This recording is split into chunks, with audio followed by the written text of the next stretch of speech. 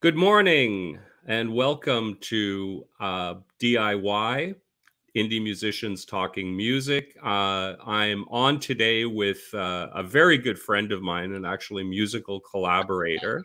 Although I don't think we've released anything yet, have we? Have we, Bob? Not yet, not yet. But coming up, I think we were discussing it before we got on, and I think there's a single in the near future. But that's not the reason why I've got you on today, Bob. I've got you on because congratulations, you just won the best EP from the Lights and Lines album. What was it? Was it 1 month or 1 weekend album? Tell me a little bit about the contest to begin with. What were the parameters of it?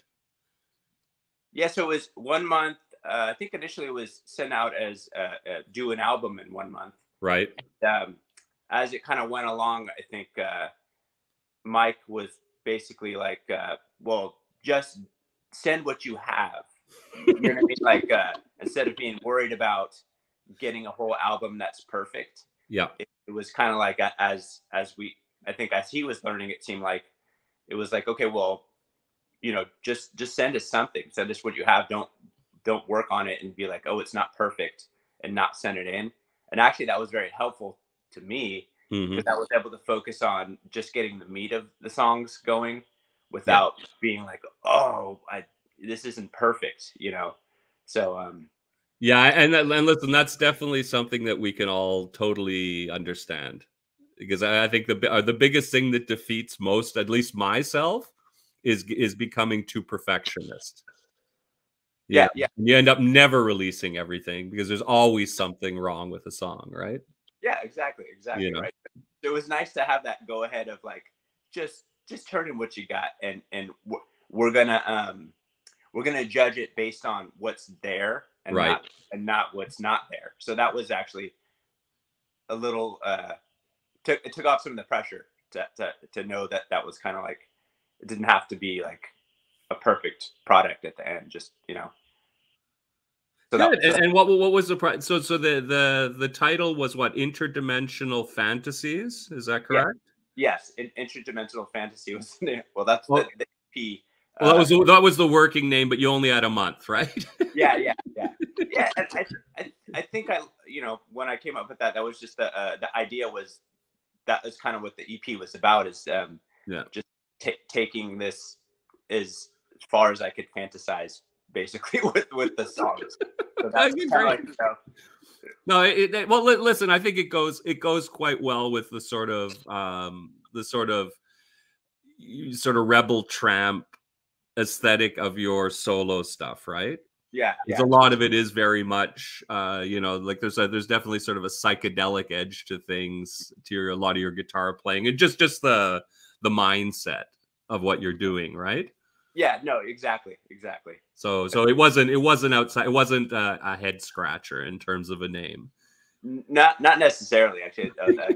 Yeah. But yeah, no, but I know what you mean about that, because sometimes, like, how songs get named, it's crazy. Because sometimes it's basically you name a song based on some little note you've kept when you first record something, and whatever you come, like, something pops up into your head, and it just sort of sticks. It's like it's funny. It's like with my last EP, I had a song like that. It's just, you're just screwing around with stuff. Something happens, you don't know quite what, and then with one, I just said, sort of, WTF? What was that? And it's just sort of, well, I guess I'll call it that, right? Right. WTF? What's the meaning of the song? It's like, I don't know how that happened, right? Yeah. I don't know what was like the stars aligned, and this is what came out, Yeah, no, exactly. That's hilarious. Yeah, but so funny. Yeah, so great. And so, have you only released the single from the EP yet? So what's the story behind that? When's it going to be available? So I believe Mike said in February is when the EP will come out, just because he have so many new projects coming out. Yeah, he's spreading them out, which was fine because it's given me time to now take that time to to really hone in the songs and tighten them up, and Right. not have that rush feeling of like, you know how it is, like you finish it and you're like, oh, I could have added this or I could have done that. So Yeah. that's been nice to be able to not have that pressure. That's great. So you're going to be getting that amount of time to basically, well, not fix things up, but just hone things, like you said. Yeah, Refine the sound, as it were. Exactly. Well, like for example, one of the songs I did, it's called Robotic Fantasy. I didn't have it wasn't finished. It just like I had the kind of like there's no lyrics in this particular song, right. But like if you think verse versus chorus type of format, I only had those two things, and then I had like this trailed off kind of leftover idea, but I didn't have anything else. So I just had to take that to the next level, and I had ideas, I just hadn't recorded anything yet, and then so now I've done that, and like for example, that song's basically done, and but I just but I, like Mike said, to send in what I got, and that's what I did. So I would say, like, if I were to have been like, oh, I'm done, and sent that EP out, they would have been like, what the heck is this, right? But I think so I think I'm almost done with all of them, and I have one actually track that I didn't do initially with the EP, that it was just a little idea that I talked to Mike. I'm working on it. We'll see. So it might be 6 songs instead of 5 songs. Cool. Yeah. Cool. No, and that's an interesting point too, because I found I wouldn't say I've been burned, but you get misinterpretations when you actually give stuff. I find when you give stuff to people you're working on, and I don't know if it's ever been your experience, but you give it to them and you say, I'm just working on it. And in your mind, it's not complete. It's like basically a demo version. And then they overreact. It's like, what? This sounds, it's just like, it's a demo. Right. You know what I mean? It's not finished yet. If it was released, it'd be on Spotify, right? Right. It's like, I don't release stuff on SoundCloud. If you see anything that I send you a SoundCloud link for, and I'm almost getting to the point where I think you got to put a demo in the title. Right. People, has that been your experience as well? You know what? I've only worked with 3 other people besides yourself. Yeah. And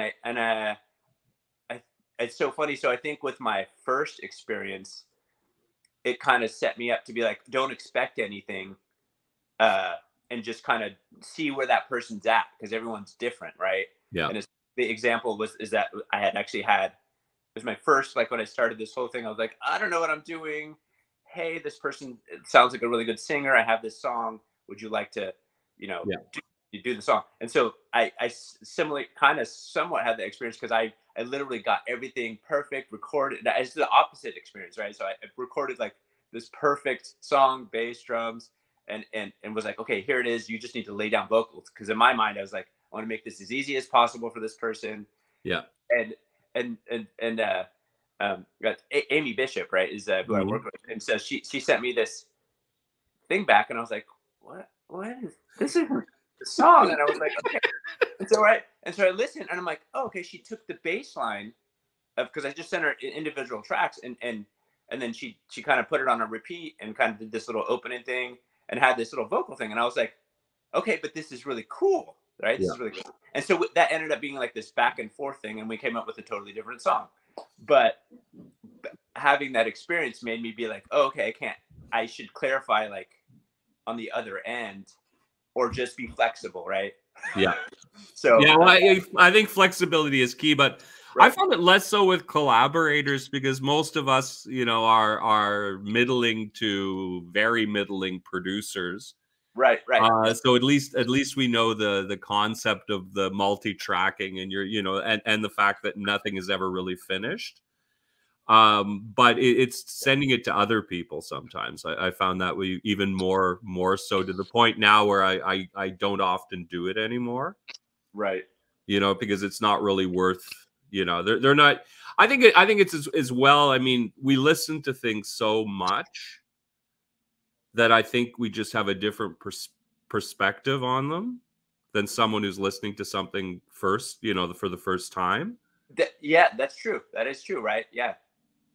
Yeah, and I think while it's good to get a first impression from someone, it can be dangerous as well. Yeah, no, I totally agree with that, because the thing is I think it's so weird, because when you are maybe just listening to someone who, like, if you're not recording music, let's pretend you're not playing, you listen, then you just become this person who's enjoying this piece of music, right?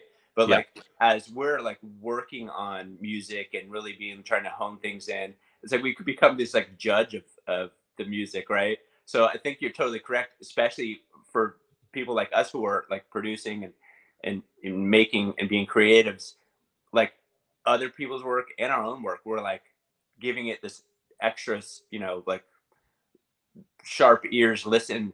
And I think sometimes that deters from actually really listening to it, because you're like dissecting the piece of music instead of just going like, okay, well, how does this feel sonically without that judgment? So I think that actually is very true. Like, you really have to give it like a couple listens, because after those couple listens, then you can kind of let go of that that like dissecting of the track, where it's well, I think the worst part is you're, at least for me, you're listening for mistakes, right? Yeah, exactly. Is what it ends up being, right? You're listening for the thing that doesn't fit, right. The thing that you want to get edited out, because there's that one note too many, or maybe that part should be somewhere else, or you don't want to double it, or you need, and all that kind of thing, right? Because of course the thing is, well, when you listen to a song 1,000 times, and that's not that rare when you think about it with some of the songs, especially the ones you have problems with, right? That's always the problem children you spend all the time on. But in cases like that, what I find happens is that you get bored with things because you cannot see anymore. You have no sense of proportion, was probably the best way to put it with stuff, right? You're listening on a completely different level. I don't know if it's a good thing. It's probably a bad thing at some point, but it's unfortunately, I think it's just part of the process, right? Right. Yeah. No. Yeah. That's true. But yeah. I mean, but I totally see what you're saying, though, as far as that piece goes, because like, you're recording a track down, you're not going to perfect it at first. You're saying that idea out. You want to have some flexibility, and that's I think, I mean, that's how I start off most of my songs, is the idea that I might change this, I'm going to add pieces, I'm going to take them out, but that's what they are for now. And actually, to be honest, a lot of times when I do, I've sent stuff to Sean, Charlton. He that's, I had to be like, hey, don't worry about the end piece. That's not how it's gonna sound. Nothing is sort of set in stone yet, right? This is all, it's all still in the sort of wax phase or whatever, right of the skull, of the bronze sculpture, No, I know. Why don't you plug that project too then, while we're at it, the stuff you've done with Mr. Charlton? Yeah. So it's funny, because right before the contest for the EP, I had just finished a project with Sean that we're calling Amplitude and Frequency. We put out an EP called Urban Frequencies.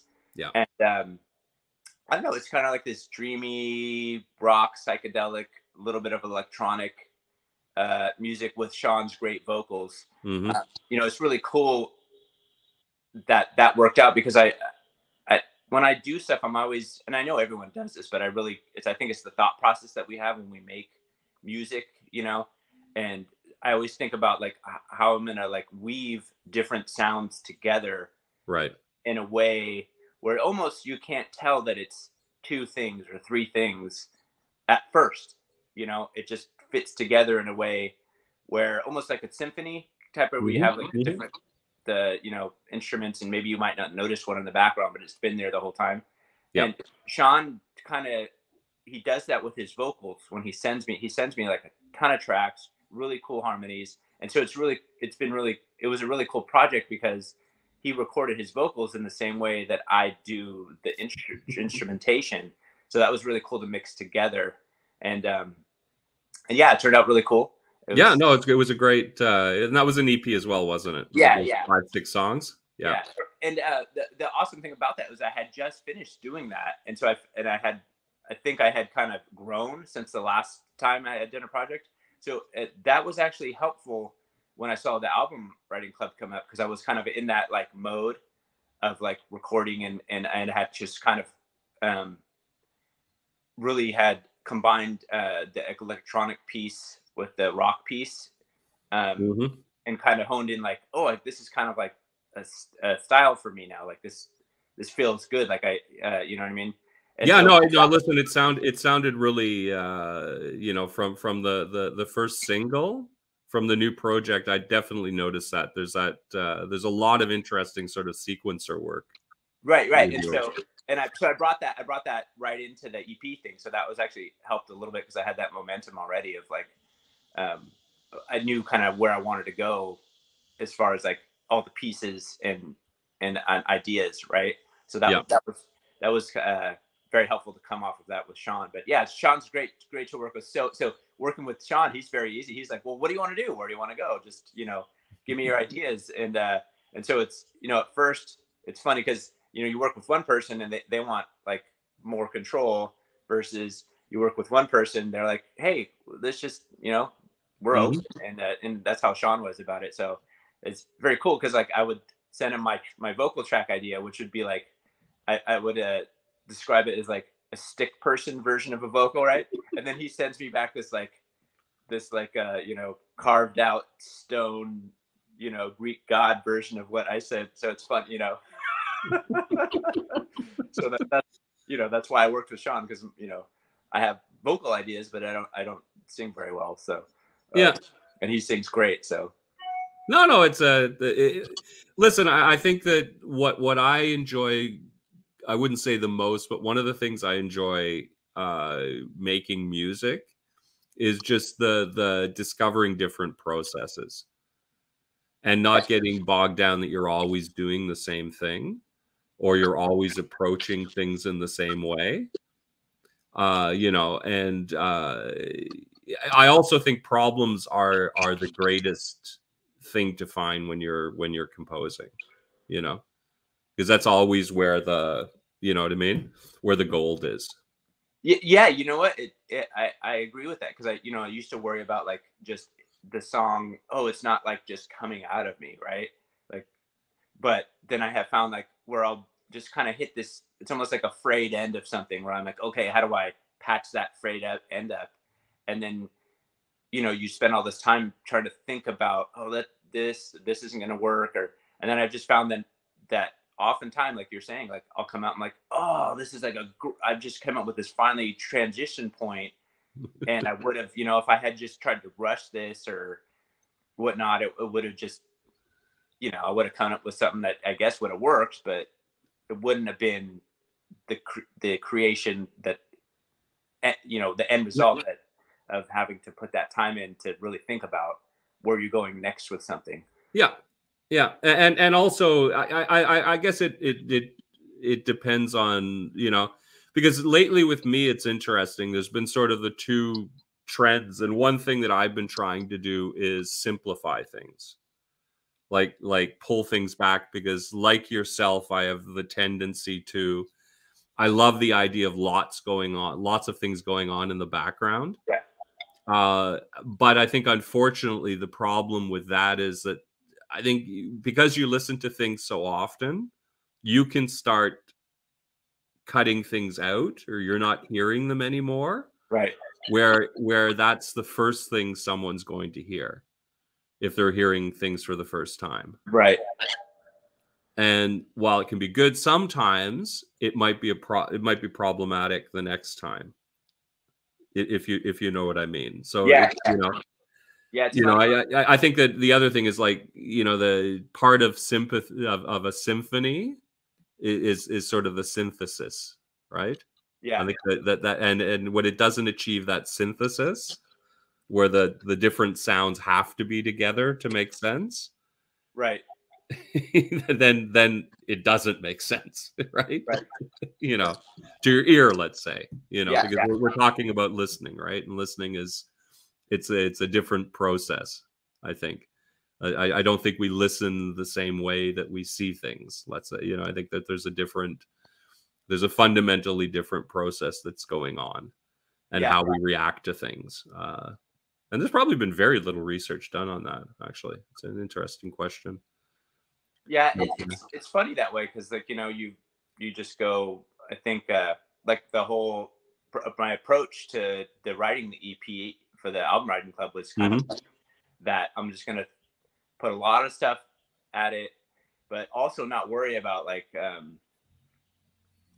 if it's catchy, or I guess I wasn't worried about like hitting like a mainstream sound with it. You know, Okay.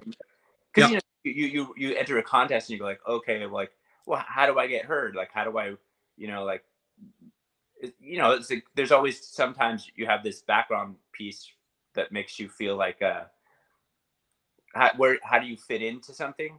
But I was like, oh, I don't have to fit in. And then once we went further into it, and then basically they were like, you don't even need to fit in, just send us stuff, and I was like, oh, this is perfect, so Yeah. I could just go to just move forward the way I want to, and not have to be like hitting some kind of check mark, or hitting a certain type of music or whatnot. So yeah, well, I mean, I think that's a really nice thing about Light and Lines, is it's a very different kind of record label in that sense. It's very eclectic, right? No, which is what I like about it. Yeah, it's funny because once I had seen Mike, he was doing is it the New Music Saturday, and as I was listening to that and just kind of would see him on my feed, and then once I saw the Album Writing Club, and I think at the time I didn't realize that he was associated with. I didn't even know about Lights and Lines. Okay. And so I started listening. I was like, okay, I'm gonna go. Well, what is this? Collective about? Like, am I gonna turn it on and be like, oh, I don't want to be part of that, right? And then I turned it and I listened to the songs, and I was like, I actually was very intimidated. I was like, oh wow, these guys are all like so good, and it's like they have different ranges, punk, rock, kind of singer songwriter stuff. Yep. And I was actually very impressed and intimidated at the same time when I was going through the lineup of songs that they had already had. So no, it's good. Well, let's take a time machine and go back a little bit.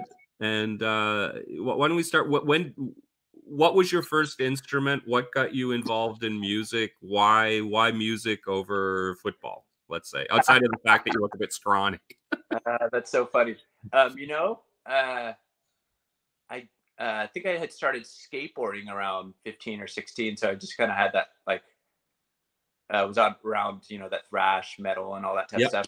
And my older brother listened to Metallica and whatnot, and so I started listening to that, and I was like, oh my god, I want to be Kirk Hammett. So I got a Jackson guitar and was like learning all these Metallica songs and stuff. And then as I got older and whatnot, like actually had worked with my dad for a while at he had his own business, and and we would sit next to each other doing our stuff, and he had this just basket of like tapes and stuff, and so we would listen to music while we were working, and so I would just grab what was in there, and it'd be like BB King, it'd be like Fleetwood Mac, it'd be Hendrix, The Cream, and I was like, oh, these guys are freaking awesome, which I already had heard that music, right? Then I was really sitting down and listening to these guys, and I really started getting into blues music. So I started learning, on my free time, I would just learn a whole BB King song until I could play it, as close as possible to how he was playing it. And then I just started going down that rabbit hole of blues musicians, which is easy to do since there's so many. But like, I started playing on with Albert King and Stevie Ray Vaughan and all these other guys. And once I did that, I just kind of started, I was in a band and whatnot, but I didn't really have time, I think, for a band. Yeah. So I started actually playing in blues bands and going to like the blues jam. I didn't and I did that for a long time. Mm-hmm. And I would write stuff, but like, I think a lot of us do this. We put it off and be like, oh, someday I'll do that, or I'll gotta wait for the right time or whatnot, So, but it's life. I work, going to school, job, all these things. Yeah. Well, listen, I think being in a band is a young man's pursuit.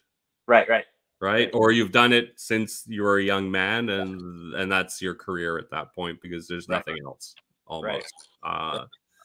And otherwise the rest of us, we're all amateurs, right? Right. Like, but listen, I think that it's good to be aware of that, because because I think that I think that having delusions of grandeur aren't necessarily a good thing. No. Although you have to have the ambitions of it, otherwise you'll never achieve it. So it's finding that balance that I think this is the sort of key. So you learned what was your first guitar?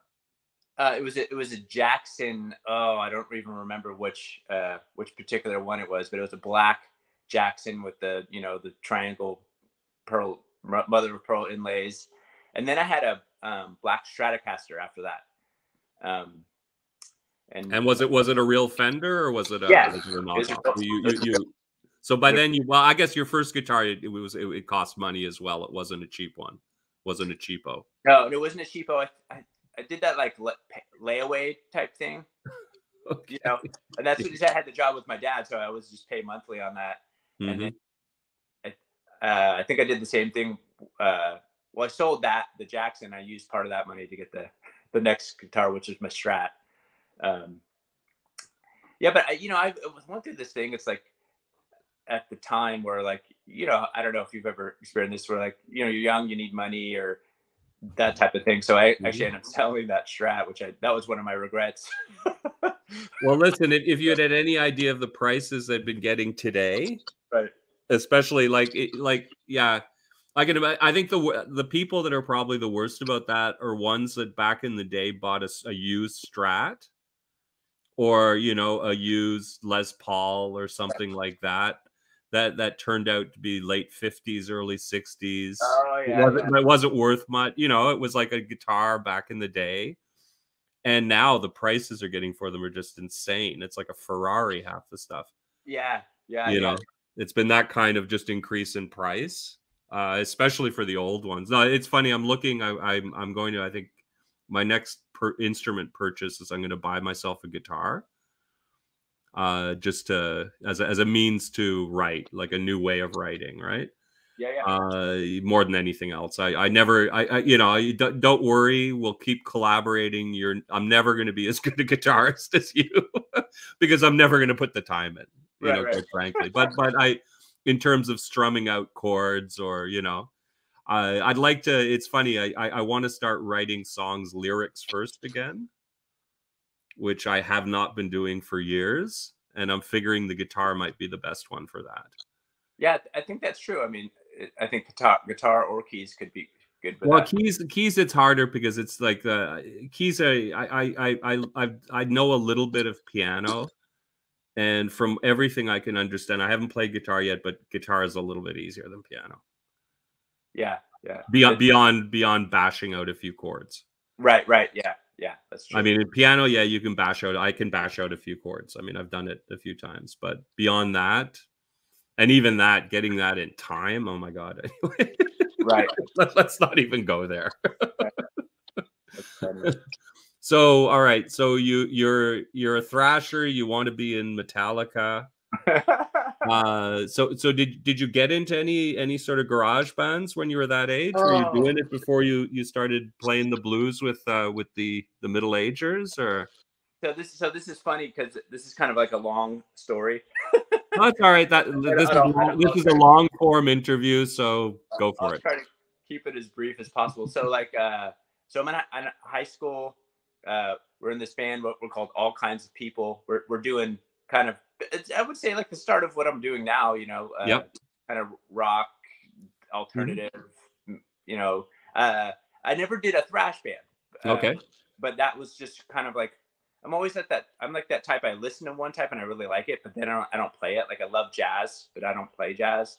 Mm-hmm. Um, and so I'm in a band. I get my girlfriend pregnant, and that was the end of that. I think I was 19 at the time. So Okay. so I had to do family stuff. Yeah. So that was where the blues thing came into. Is I didn't have time to actually be in a band, so I was, and I loved the blues at the time too. So it was like Mm-hmm. kind of the perfect transition. Yeah. So so I learned that, and I would do sit in, because you go to these sit-ins, and you don't have to be part of the band. You just, all these guys know a bunch of different blues tunes, and 1-4-5, or you're switching that up, or so it's pretty easy to sit in, and just, for me, that was how I got that piece of not being in a band. I was playing in these other Yep. blues society is what they call it over here, and so did that for a long time, Yep. because of that. And then I went through school, became a nurse, Mm-hmm. started it, which is an incredible time drain. Yeah, especially until you're well established. Yeah, and I even stopped playing for a while because of that. I didn't have time with my son and school and stuff, so I stopped playing. And then I played here and there, but like it was kind of like you pick it up and I go, oh, I'm very sad. I can't play like I used to. And then but once I finished and kind of got my feet grounded and kind of had all that stuff, I started playing in an actual blues band, not just sitting in. Cool. And I played in several of those. Yeah. And it just, And what kind of combos were they? Were they trios? Was it sort of Chicago style jazz, or were you doing other stuff? It was more like that down and dirty type of stuff, Yeah. Two guitar players, bass player, drummer, and a harmonica player. Okay, so Albert King, Yeah. that kind of thing. Yeah, okay. BB King. We would do some kind of like that big band blues almost stuff with horns, but what we would do is we would learn the horn parts and we would actually harmonize them, so they kind of had like almost like a horn section sound to them, and sometimes it worked, sometimes it didn't. And it was actually the other guitar player's idea that we like, okay, well, there's this horn part, I really like it, but playing it just by itself on the guitar, it sounds really thin. So he was like, let's work on like harmonizing those guitar parts together, almost like an Allman Brothers sound, but within a blues band. So actually we had a really interesting sound that way. Yeah, no, that actually does sound interesting. Yeah. So are you familiar at all with Willie Dixon? Yes. Yeah.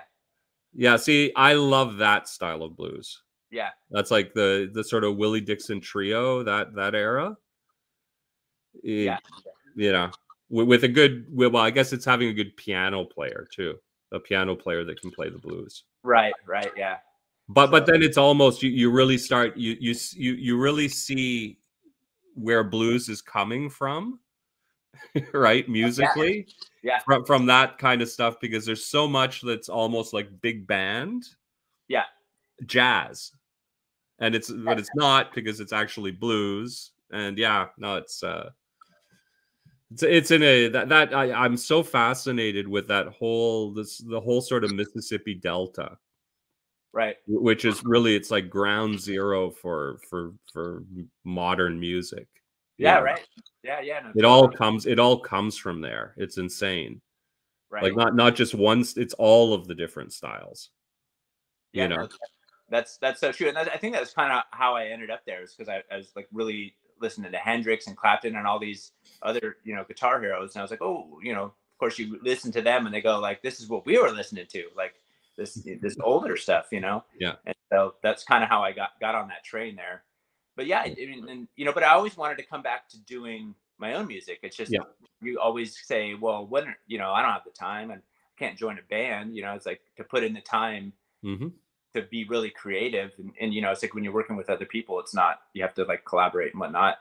And I didn't have the time to really be in a band in a way where it's like you don't want to be like the person who can barely make band practice or that type of thing. Yeah. But then I was like, wait, I was like, with today's technology and how you can just record and all that. I was like, I can just do my own stuff. What am I waiting for? You know, like, Yeah. And that's how the whole project started. Was I was like, well, I just started recording for fun. And yeah. And so what all right, so that's actually quite fun. So you decided you're going to record for, you know, for your own, well, you're going to build your home studio, as it were. Right. Yeah, basically. That's probably the best way to put it. Exactly. So when did you start, and how did you start? Oh, I want to say it was it 2019-ish? I started well, maybe it was like 2018. I started using the GarageBand on my iPhone. I bought the little iRig thing that you plug in.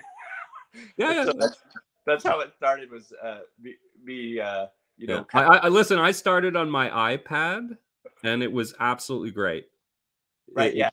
Because it's like no barrier to entry, in that it does not cost you next to anything to start up. Right. Exactly. Which is fantastic, right? Yeah. You know, comparatively to almost anything else, all of the software for the iPad is just peanuts. You know, you wait for like a Cyber Monday, and you can set up a home studio with 10,000, you know, plugins and God knows what for $50. Right. Yeah. You know. Yeah. So I started on my phone, and then I didn't have a Mac at the time, but then I needed a new computer, and I got the Mac, and that was kind of when I upgraded to Logic and was like, oh, this is crazy. And actually had to spend a lot of, you know, the one thing that kind of like almost deterred me is like, I was like, oh, I have no idea what I'm doing. Yeah, I can record a track and a guitar track and whatnot, but like, what am I missing? Like, you know, and so I started going on YouTube and like trying to find, well, how do I record quality music? You know, how do I mix vocals? How do you mix drums? Like, how do I use the different programs? And what buttons? How does this button work? And you know, I'm actually really good at like just clicking stuff and being like, what does this do? What does that do? And so I actually spent a lot of time doing that before I actually really recorded anything, because you know, getting the guitar track was easy, but like, how do I do everything else? You know, how do I use the plugins? What are the different plugins? And so I spent a lot of time doing that. And, you know, once that happened, I just was like, okay, now I can record all my different ideas, and started messing with the keys slowly. That came when I first started doing it. If you listen to my early stuff, it's mostly guitar centric, with, you know, very minimal keys. I play the bass too. But as I got further along, I started to want to add different sounds, and not necessarily, you know, I wanted to use the MIDI keys where you can just kind of do almost any sound as you want. So I've gotten better with that over time. I wouldn't say I can play the piano, but I can do enough lines live that it sounds good to me, at least. And it's MIDI, so you can screw around with it from there, right? Yeah. You know, or record the same easy part 50 times till you get it right. Listen, with some stuff, I've gone to the point where I've literally been composing in MIDI. You know, you get a basic thing, and you like, you know, because oftentimes I find it's like you throw spaghetti at the wall, right? Right. And whatever sticks is usually what you'll start working with. And from there, sometimes you get inspired. Right. You know, you start hearing things, right? Or, you know, you hear like a little bit, all the 2 or 3 notes, and you like the way they sound together. And then you start experimenting around with that. And you've got a melody line that you like. So, and you run with it, right? At that point. At least that's the way I operate. No, that's great. So 2019 or so, 2020, so it's all pre-pandemic. Right. And I imagine that during the pandemic, things kicked into another gear, as they did with so many other people I've talked to. Yeah, no, totally. That was kind of when I started to get on the social media and just kind of see what people are doing. And that was, I was like, oh, all sorts of people are like making music together. Like, and so that's kind of where I started to actually decide to, I'm going to actually put music on Spotify, or I've recorded stuff now. How do I get the next step? And that was when I started, the first person I decided to work with was Amy Bishop. And then from there, it was just kind of like searching. I worked with, I think it's Jack from the Talking Tears. Okay. Did a few songs with him. And then I just started worked with Sean. That was cool. It's like funny. Sean had played one of my songs on his show, the Check Us Indie playlist. And, it's hard to reach out to people and no one gets back to you, or it's just crickets. And you're like, oh, I guess, well, who wants to work with me? You're like the person with their hand up in the back and no one's calling you. But I had been talking with Sean, and then that's when I was like, okay, well, Sean's playing music. What else does Sean do? And I was like, oh, Sean sings. And so I started listening to his stuff, and I was like, oh, wow, he's a really great singer. This is really cool. Like, he's supporting me. I want to support him. So I'm like, playing his music, whatnot. And, but I have lots of different ideas, and not all of them are, the same. Not all of them are music I would play with in the Rebel Tramp project, because they're kind of more acousticy, bluesy type stuff, or just whatever idea I have, I go with it. And if it's good, I will record it, or Listen, quite honestly, I think it's why we work so well together, because I'm exactly the same. Well, we were talking about it before, right? Right. Is that not all my ideas? I think it's tell me if you agree, but I find I always focus on the song. Yeah. So the song dictates what it is. I don't try to tell it what it is.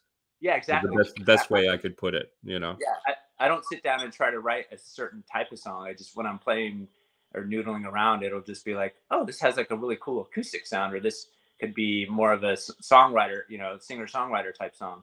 Yeah. And that is funny. So I hear Sean's stuff and I go like, oh, maybe he wants to do some of my singer-songwriter stuff, because I can't sing, but I have all these ideas. It is funny. So I send Sean this song, and he sends me back. He's like, you got anything else?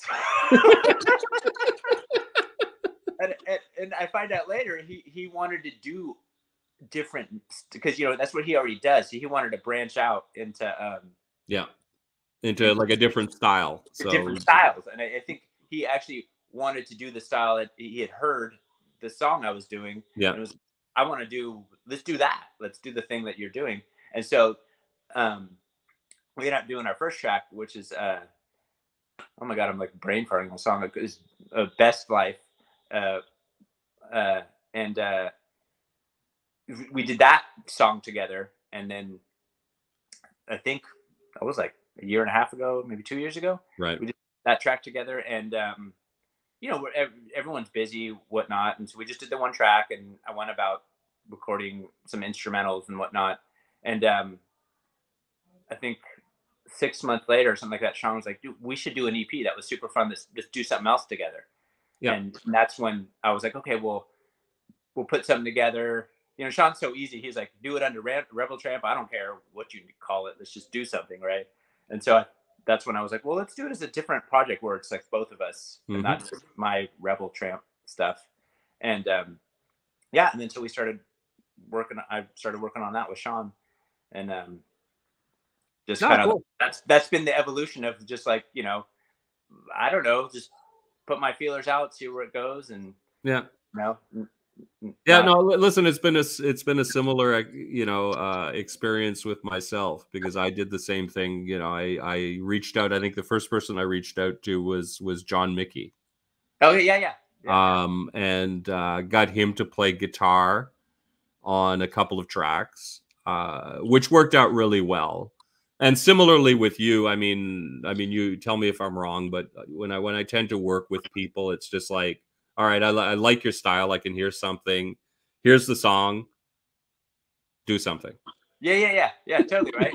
It's like, I don't, I'm not coming in and telling you how to do your job, as it were. Yeah, exactly. Because I don't know your job. Right. It's just like quite honestly, right? And I may screw around with things. I may edit things. I think I did that with some of the new stuff we're working on. Yeah, that was fun, actually. Yeah. Well, we're gonna have even more fun with it now that I figured out sort of the direction of the project, right? Right. You know, or at least I've got a better idea that, you know, to separate out. Now that I know what my other music is, I can concentrate on figuring out what we're doing. Right, right. Because someone finally told me, "Oh, what you're doing? Oh, it's electronica." And it's like, finally, thank you. That's right. great. You know, give me a label. Right, right, exactly. It's hard to label yourself, right? Because you're like, oh, I think this is what I sound like, and you know. Yeah. But I mean, listen, for me that makes perfect sense, because what most people think of as electronica is all the stuff I used to like back in the 1980s.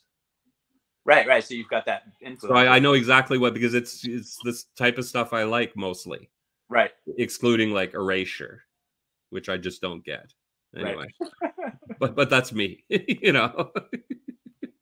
Yeah. And you know, it's really nice working with you is that, like, I kind of feel like you take on the producer part of it, which is nice, right? It's nice just to be like, okay, here's a piece, you make something to it, I do that, and then you take it back and, you know, kind of modify a little, and it's cool to be like, oh, that's so cool, that's the piece I did, and now it's got like just a slight change there, and it's fun to do that, I guess, to hear that. Yeah, no, listen, I love, I think that the thing that we've found the biggest knack for is some of those guitar solos on the songs are just like, there's a couple of them that just worked out so well, you know. And they're just, and that's one of the things I wanted, because it's something that just you're hearing so little these days, right? It's fallen out of style, I guess, you know. Yeah, and it was such an integral part of like good listening music, right? You know, right. like you know, when you think of something like you know, like Pink Floyd, let's say, what's great about Pink Floyd were those solos.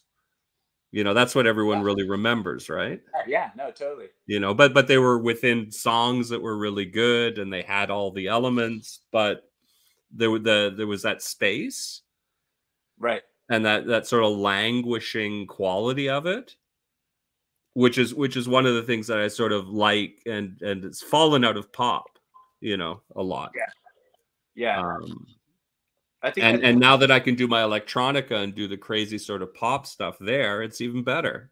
It's just like it'll be guitar music with guitars, music without guitars, easy, right? But anyway. Yeah, so no, it's interesting. So let me just think. So are you doing any other projects aside from ours and all of your other? What's up on the horizon once you finish your EP? So I think I'm probably gonna do. Me and Sean have talked about doing something again. So, you know, aside from working with you, it'll just be Sean probably putting. I have a few ideas already, so I'll work on that. Mm-hmm. With Sean probably, and it's just, you know, time's limited here and there, and and it's funny because when I was first doing this, I felt like there's like that, I don't know if it's part of that whole ego piece of like, you know, the rock and roll piece, but there was this like putting pressure on myself to like, oh, you gotta put something out because you're like, you know, this person's putting out a song every week or whatever, and I'm like, I realized I'm like, I don't have to, what do I have to do that for? Like, you know, there's no one expecting that, first of all, and I'm the only one putting that pressure on me. So, you know, that's kind of like the next thing for me is to probably take, you know, maybe 6 months to a year to work on this project with Sean, and you know, and that'll give me space to do the other stuff without taking too many things on my plate. But to really, I don't know if it'll take that long, but to really put the time in and not be rushed.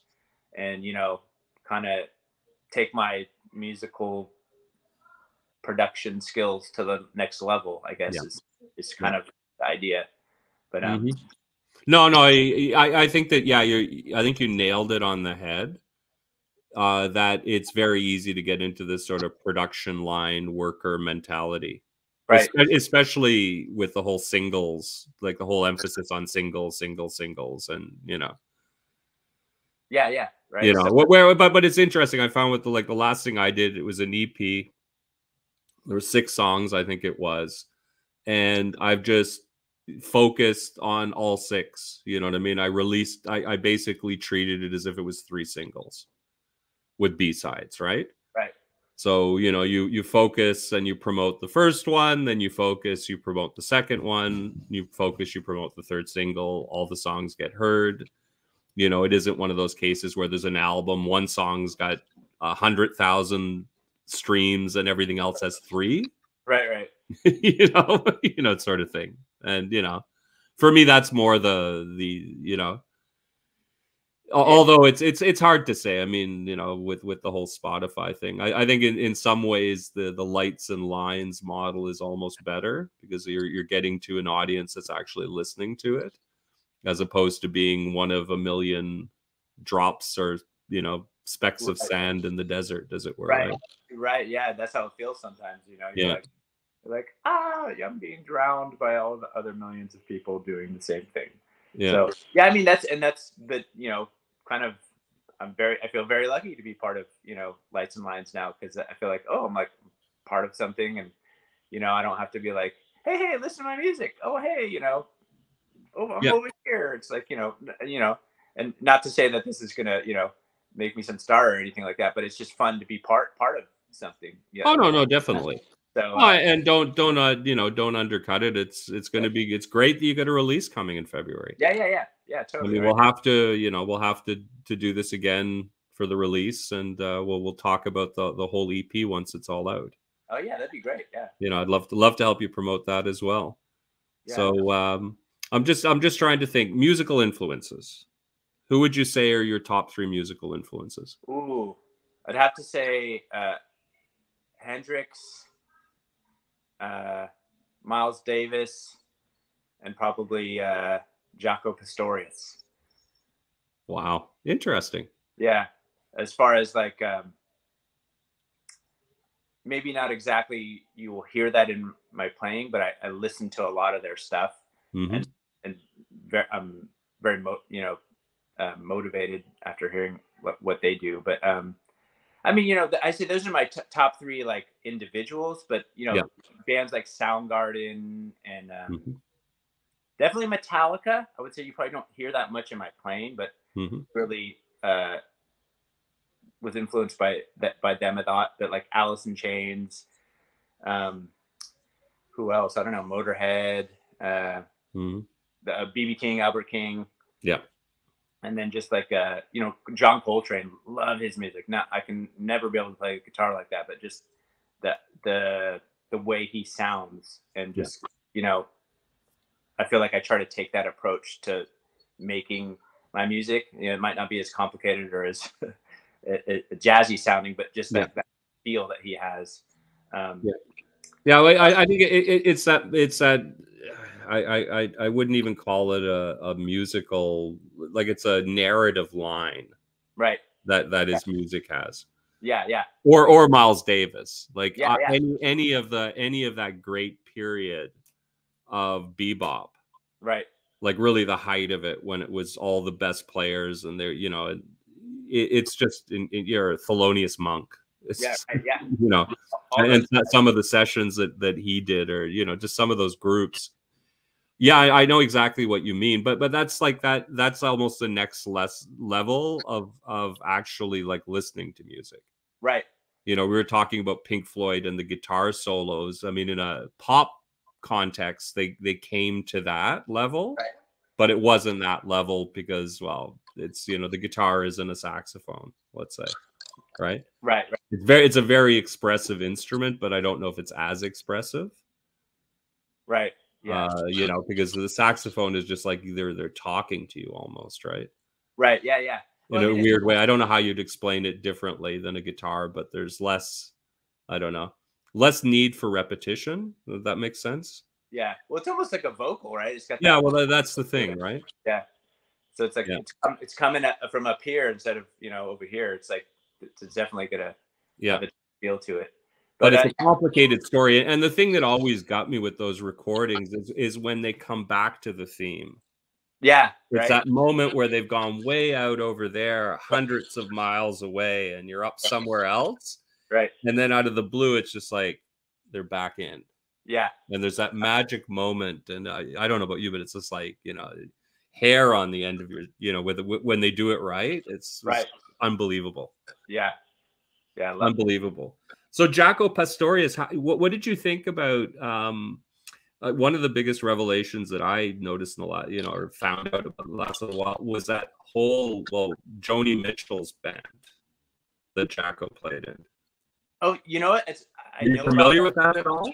I know about that, but I haven't really listened to much of that. I know his first. You might want to. It was very interesting.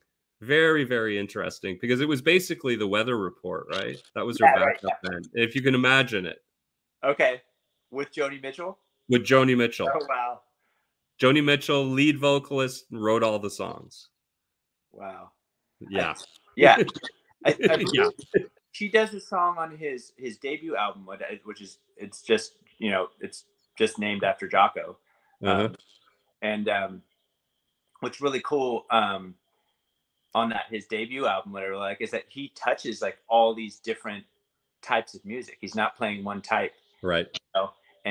But you can totally hear the Jaco feel to it. And it's just, he's just such an amazing, like, you know, it's like you hear his technical ability, but you don't really notice it because he's just so musical with everything he does, you know? Yeah. It's just crazy. And just listening to Jaco do his, you know, he does this thing where he puts a distortion pedal on and it almost sounds like Miles a little bit, or you know, like a guitar. And it's just, I don't know, he was just so creative and whatnot. You know, it's kind of a sad story what happened to him, but you know, it's not an unfamiliar one, right? Right. No, yeah. Totally. You know, it's unfortunate. Well, it's fame. You know, fame is a very dangerous thing. Yes, right. No, and it's totally, you know, I don't think anyone who hasn't had the experience of being on stage and having like an audience, you know, go crazy, and that rush that you have when you get off stage. Right. It's not surprising that so many of them became addicted and then had bad ends. Right. Because they're just chasing after that, right? Yeah. You're only, you know, you only get that 2 hours a day if you're lucky. Yeah, no, So, you know, it's very, but you should definitely check out, like, it's a lot of her later work. Okay. And what was most interesting, and I think it was really touching in a sense, is how respected she was by a lot of musicians. You know? Right, yeah. After the fame was gone, in a sense, she hadn't had a hit for a year, you know, or years at that point, right? Right. And just how, you know, I mean, it's imagine it, you know, it's like Jaco Pastorius, you know, guitarist was Pat Metheny. Oh yeah, nice. It's like, it's nuts. Right. I can't remember who the drummer was, you know, on the band. And just, anyway. Yeah, but she's like, you know, it's like, I'm not much of a producer. I've got all kinds of issues, but I'll have to say there's a few records that just absolutely, you know, they blow my mind. And one of them is like Court and Spark by Joni Mitchell. Nice. It's incredible, you know, what she does with the vocal, just everything about that record. But she had the best players, right? I mean, the thing is, she was there, she was in the right scene, she was in, you know, Los Angeles at the right time, at the height of that whole thing. And the players on her records, they were the best. You know? Yeah, I mean, and so it's not surprising that the results were that good, right? Yeah, no, totally. I mean, I haven't heard the album, but I'm like already excited. No, that one you should really listen to. Yeah. It's probably, I find it's the best mix of everything about her. It's got the folk in it. It's got the jazz. It's a very jazzy record, and it's just got that Joni Mitchell thing, right? Just the strange. Everything's a little bit strange, Right, right. You know what I mean? Because she heard things differently, right? Yeah, yeah. I mean, that just sounds like the perfect combo, to be honest. When you put that, when you say that Oh all yeah, together. no. You listen. You I think would love it, especially having heard which I never knew. You know, your so love of sort of blues and jazz. I get with that voice that she Right, has. right, right. You know which is just she's probably one of the best female vocalists of all time in my mind. Yeah, no, listen, it's funny too, in terms of bassists, the only one I can think of who I find equally interesting is like Tony Levin, who Okay, I'm not so much familiar with his work, but he was a longtime studio musician, King Crimson. He was in King Crimson for a while, played on pretty well every Peter Gabriel record. Okay. Right? Nice. So all those great bass lines on Peter Gabriel are all him. But he was like, sort of a studio musician, and then I don't know, he probably played with Bowie at some point as well. Okay. More rock, but he played on all kinds of things. As you have to if you're going to be a successful career studio musician, right? Right. Yeah. You know, but he also played like what was it called? Those strange. There's some strange sort of bass derived instruments that have come out recently, and he played some of those. What was it? There's one thing called something stick, Chapman stick, I think it's called. It's interesting. It's like a hybrid between a bass and a guitar, and it's like one big long fret. That's crazy. Check it out. You might know, and you get all kinds of weird. Might have to buy one. No, like he was the bassist of King Crimson for the whole. It was the Adrian Belew period. You know, during that whole period where they were doing all kinds of. I mean, that's a crazy band. Anyway, I keep sort of dipping in and out of it, and it's one of the things I'm going to talk to you is just like you got to get your Robert Fripp game up. That's the type of guitar I want to hear. I'll have to work on that. Yeah, exactly. No, but you know what I mean. Yeah. Just that. I mean, there's another. Yeah. What do you think about him as a guitarist? I don't think Robert Fripp. Yeah. To be honest, I don't really know his work very well. To be honest, I feel like I'm gonna have to write that one down too. Yeah. No, you should. No, it's interesting because he is. How should I put it? He's done the full gamut of stuff, but has always sort of done it in his own way. Like the best thing to they started out. King Crimson was like arguably the first prog rock band, right? Right. They had a very famous concert in Hyde Park in London in 1969, I think it was. It was like one of the first big outdoor open shows. That was their first performance, and everyone was there, and they blew everyone away. Right. And they had that big. You probably heard 21st Century Schizoid Man. It's got one of the heaviest sort of guitar lines in the history of rock music. I'm sure if I heard it, I'd be like, "Oh yeah, that one. I know that." I'm really bad at names sometimes. With songs, I'll be like, "Oh yeah, no, I know that song." That's it's a pretty well known song, and and a lot of the members of the band went on into other Greg Lake was the singer, and he then went on and started Emerson, Lake and Palmer. Okay, yeah. Bill Bruford joined later. He was the drummer for Yes, and then became their drummer. Okay. But Phil, you might know Robert Fripp. You might know more his work with David Bowie. Okay. So, Heroes. Oh yeah. The guitar on that's him. Okay. That was 2 takes. They used both takes. Nice. Right. It makes me think of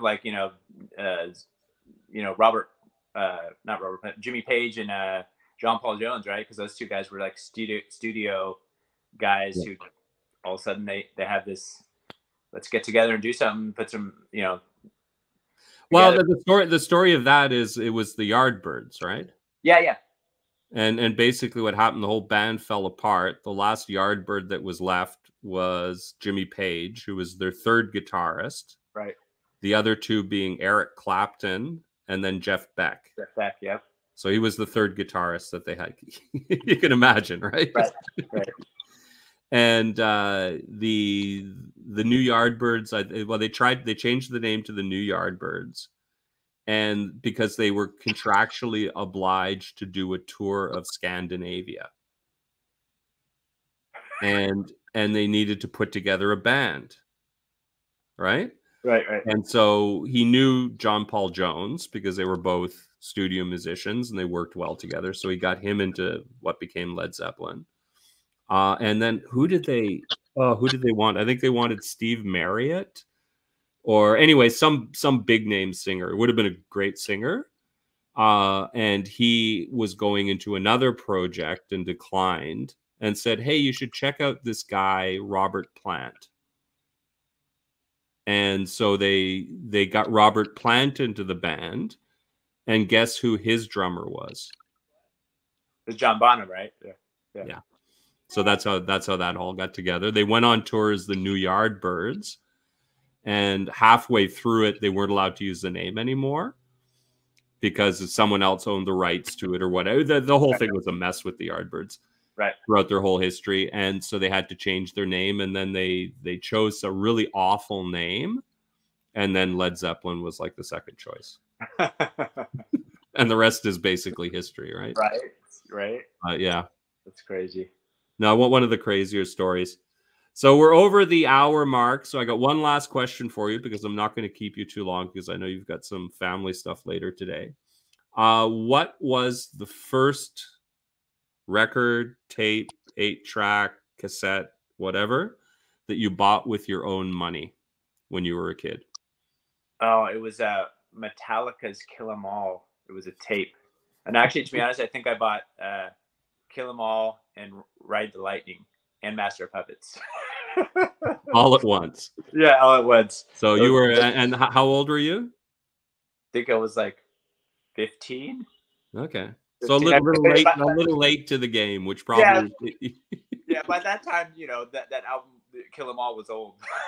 But yeah, I didn't, it was just like, that was the music that really got me going, where I was like, oh, I'm gonna buy something. It's funny, but I vividly remember the first song that really, when I was a kid, that really, as a kid, your family's playing music all the time. And I remember you don't even notice half of it, but at some point you notice something, right? Yeah. And I remember Another One Bites the Dust came on the radio, and I was like, what is this? And it was funny because it's on the radio. We're on the car. I'm like, hey, can you guys play that again? And my dad's like, it's on the radio. It's like, I think he didn't have. I think at the time they didn't have anything else but the radio in the car. So I probably remember that going like that. I don't know what that was, but that was amazing. And then up to that point, I had like not paid any attention to any of the music on that whole car ride until that song came on, and I was like, yes, that's amazing. Well, that's a bass line. Yeah, right. Yeah, it's so cool. But yeah, they listen. The band could have retired on the sampling rights to that bass line, right? All on its own, right? Because it's been sampled so many times. Yeah. But anyway, Bob, thank you so much. Yeah, thanks. It's been a great pleasure. Stay on the line, and we'll say our goodbyes. Okay. Thanks to everyone who's watched straight through. Please follow, subscribe, spread the word so that we can keep these going. And thank you again. Take care. Have a great day. Bye-bye.